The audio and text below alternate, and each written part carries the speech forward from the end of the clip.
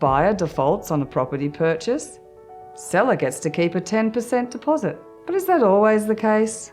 In 2006, my senior colleague asked me to run his Supreme Court matter just days before the trial. I declined, but he persuaded me to meet the client before making a final decision.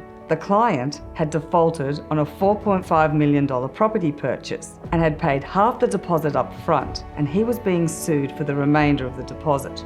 When I met the client, he protested about how unfair it was that the seller was suing him even though he had sold the property to another purchaser for a higher amount than the client was originally contracted to pay. I agreed to take the case. I shook his hand. Finding a barrister was difficult, and many rejected the case. I found a talented barrister new to the bar. My clerk, the barrister, and I worked through the night to prepare, and with that, we were off to court. We argued that our client never agreed to the contract because the solicitors made some unauthorised changes at the time of exchange. The judge accepted our argument and found that no contract had been entered into. 1. The purchaser didn't have to pay any more money. 2. The seller had to refund the deposit the purchaser had already paid. And 3.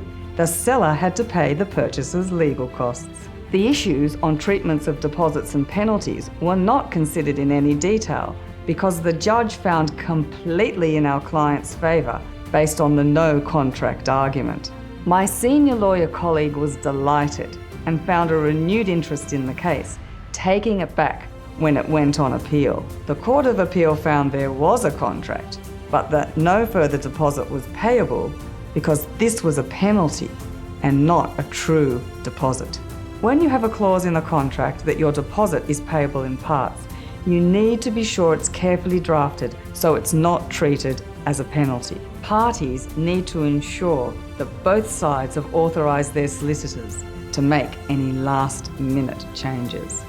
I'm Paula Teague, Principal at Sirius Law and Legal Strategist.